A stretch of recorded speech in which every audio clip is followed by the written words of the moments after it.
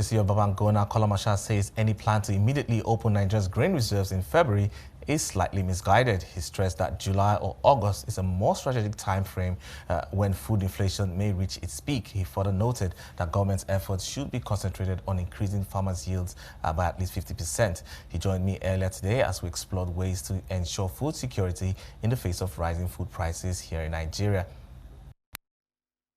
Well, I think, fundamentally, the key challenge that Nigeria faces from a food security standpoint and food inflation standpoint is that as a nation, we import inflation.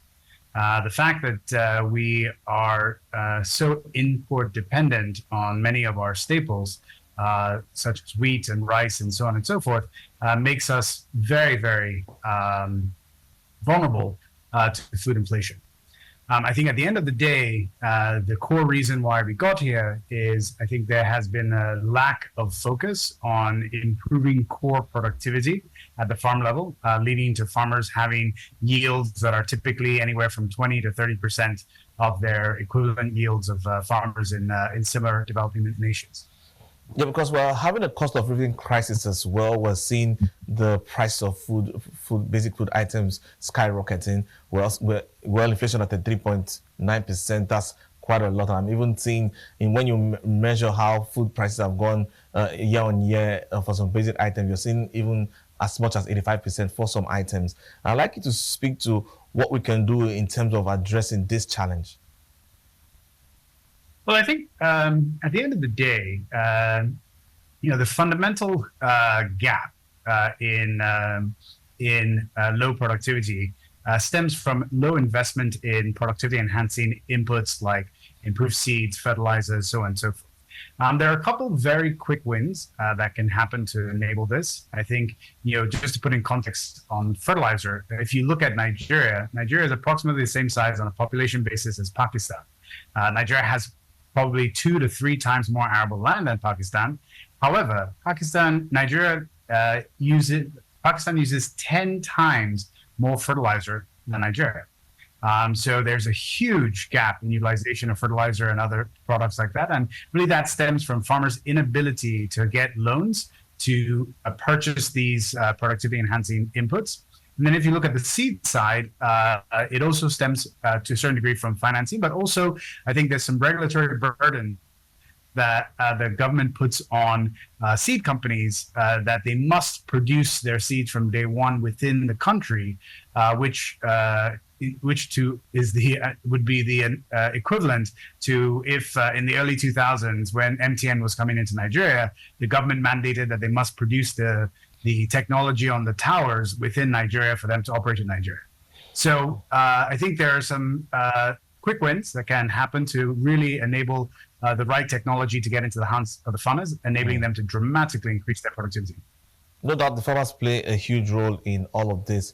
But if we're at a stage where the government is already considering touching its national food reserves, the implementation of that could also have unintended consequences in the market as well, because there has to be some balancing act in terms of how these reserves, these strategic reserves are released, so as not to affect the agripreneurs already who have already invested or looking to take advantage of the prices of where they are right now.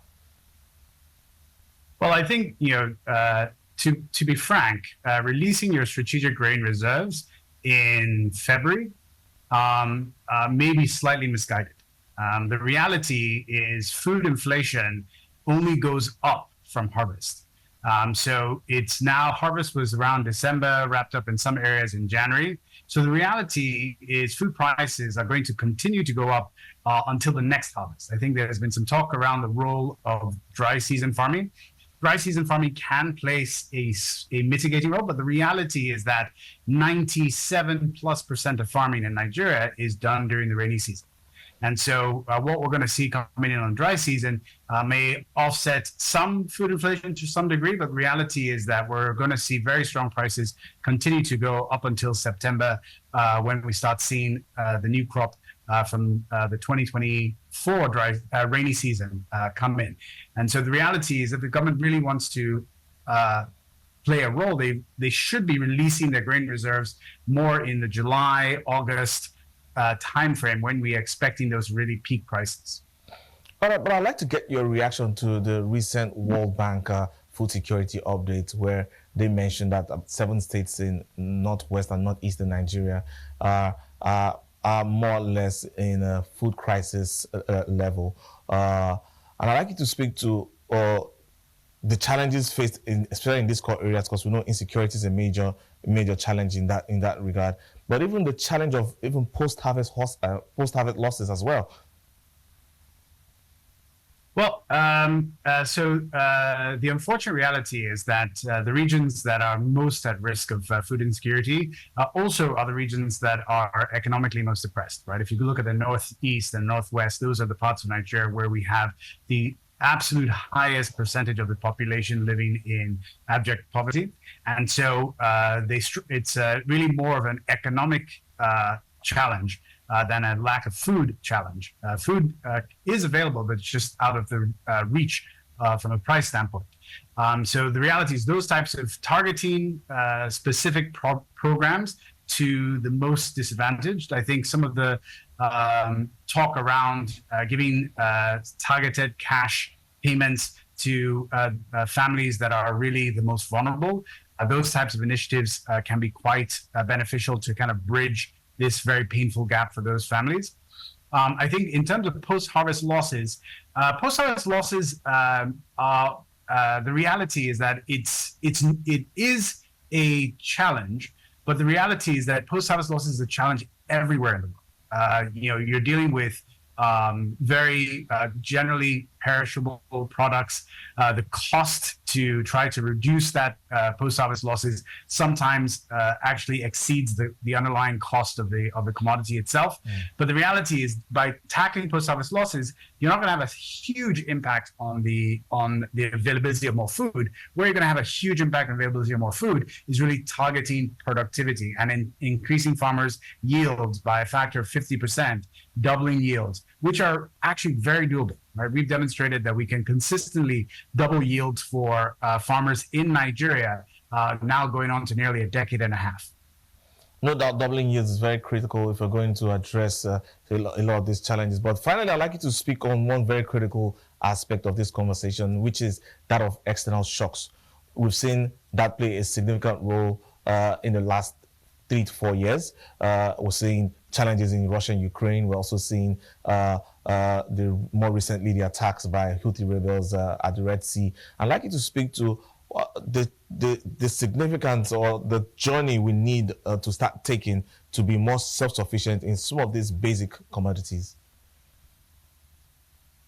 Well, I think there are some commodities that I think there's opportunity. I think government has tried extensively with rice, and I think has made significant improvements over the last decade. But there's still significant opportunity and efforts that can be made there.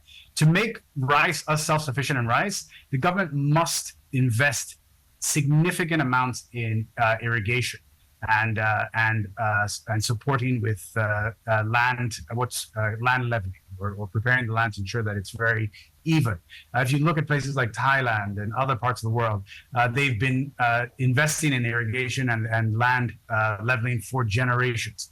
And that's how you're really going to unlock tremendous supply of rice. And until that happens, we're really not, we're not going to make major impact. And I think on the issue of wheat, I think the government is trying to address that. I think, once again, there needs to be increased investment on the R&D side to try to see if we can get tropical wheat varieties that can to really compete with imported wheat varieties. But that's, quite frankly, is probably slightly further down the road. But rice, I think, is still has significant opportunity.